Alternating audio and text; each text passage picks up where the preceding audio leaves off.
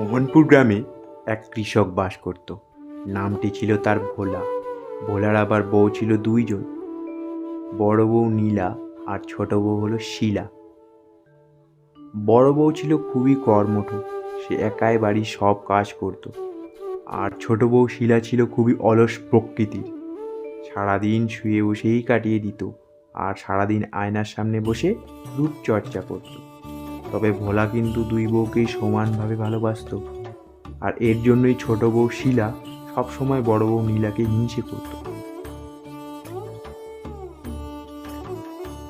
কই গো, কোথায় গেলে বইরা? এক গ্লাস জল নিয়ে এসো তো।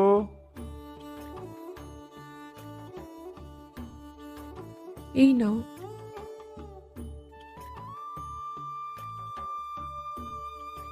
তা ছোট বউ কোথায়? কি জানি বাবু, বসে আছে হয়তো আয়নার সামনে। বড় বউ নিশ্চয়ই আমার নামে ওনাকে নালিশ করেছে। আমি জানি বড় বউ সবসময় আমায় হিংসে করে। এই বড় বউকে উচিত শিক্ষা দিতে হবে। সবসময় আমায় হিংসে করা তো, দেখাচ্ছি মজা। ছোট, ও ছোট, এদিকে শোনো তো। কখন থেকে মানুষটা ডাকছে, সারাদিন রোদের মধ্যে কাজ করে এর জল যাচ্ছে, তা বাইরে বেরিয়ে জলের গ্লাসটা দিলেও তো পারতে। সারাদিন তো আয়নার সামনে বসে থাকো, বলে একটু কাজেও মন দাও। হ্যাঁ হ্যাঁ, তুমি তো এটাই চাও যে আমি তোমার মতো কাজ করতে করতে কালো হয়ে যাই। আমার রূপ দেখে তো তোমার সহ্য হয় না। মনে মনে তো সারাদিন এটাই ফোন দিয়ে আটো যে আমি তোমার মতো হয়ে যাই। দেখেছো গো, দেখেছো? এদিকে আমি সারাদিন খেটে মরছি, আর উনি বলেন কিনা আমি ওর রূপের হিংসে করছি। এই থামো তো, তোমরা থামো তো। আমি মরছি আমার জ্বালায়, আর এই দুজনের খালি ঝগড়া আর ঝগড়া। আমার জীবনে আর শান্তি নাই।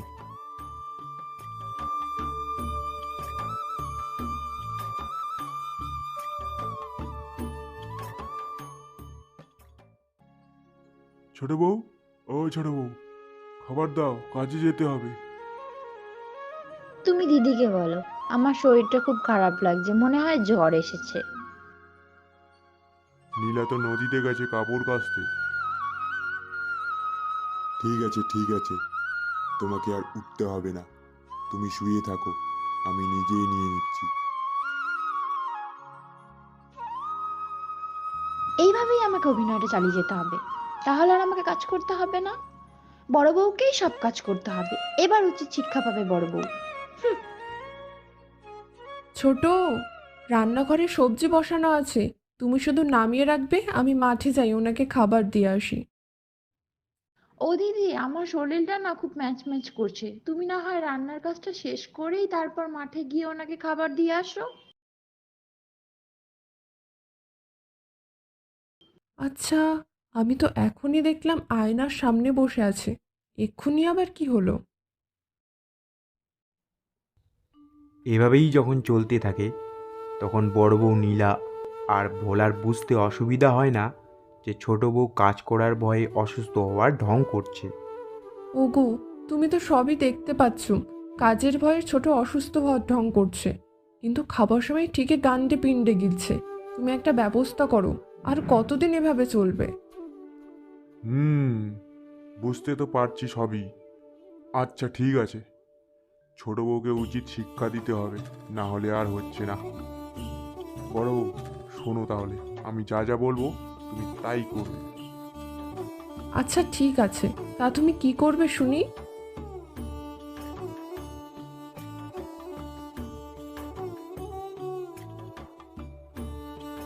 বিকালবেলা ভোলা বাজারে গেল এবং মাংস কিনে নিয়ে আসলো।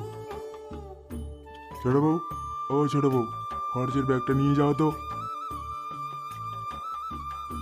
আমার না খুব জ্বর, আমি উঠতে পারছি না গো, তুমি দিদিকে দিয়ে দাও। হুম, এই তো কাজ হচ্ছে।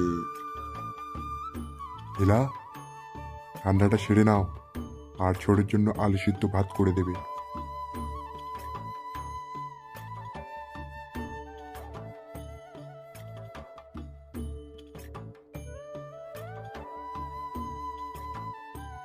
আচ্ছা ছোট, খাবে না?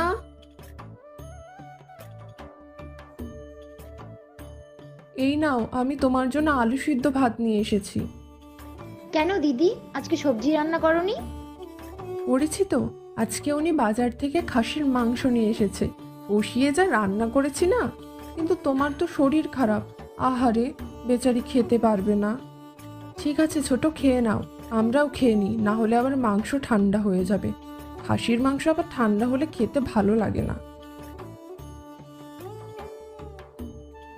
কেন যে আজকে অসুখের ঢং করলাম, মাংস খেতে পারলাম না। দূর।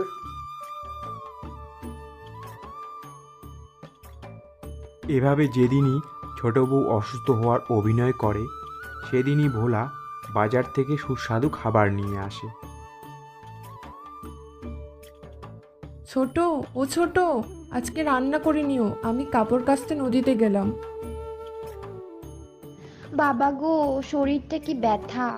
আজকে আমার জ্বরটা একটু বেশি হয়েছে দিদি, আমি রান্না করতে পারবো না। আচ্ছা ঠিক আছে, আমি রান্না করে নেব। আজকে তো উনি মাংস এনেছেন, তুমি তো আজকেও খেতে পারবে না গো। ঠিক আছে, তুমি শুয়ে থাকো, আমি কাপড় কেচে এসে রান্না করে নেব।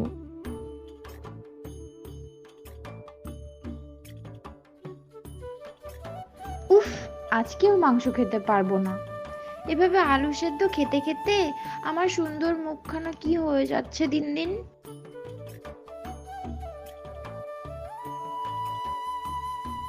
আহ, কি স্বাদ! কি রান্নাটাই না করেছো বড় বউ, তোমার রান্নার জবাব নেই। আমাকেও একটু মাংস দাও না গো। তোমার না জ্বর, তোমার তো খাওয়া যাবে না। আমাকে তোমরা ক্ষমা করে দাও, আমি অনেক ভুল করেছি। আমি আর রোজ রোজ আলু সেদ্ধ ভাত খেতে পারছি না। আমার কোনো জ্বর নেই, আমি কাজ করার ভয়ে এই জ্বরের ঢং করেছি। আমাকে ক্ষমা করে দাও। কেমন শিক্ষা পেলে? আমরা জানতাম যে কোনটা জ্বর আর কোনটা ঢং। আমাকে ক্ষমা করে দাও, আমি আর ঢং করব না, সব কাজ করব। এরপর থেকে ছোট বউ আর ঢং করে না, কাজকর্মেও মন দেয়।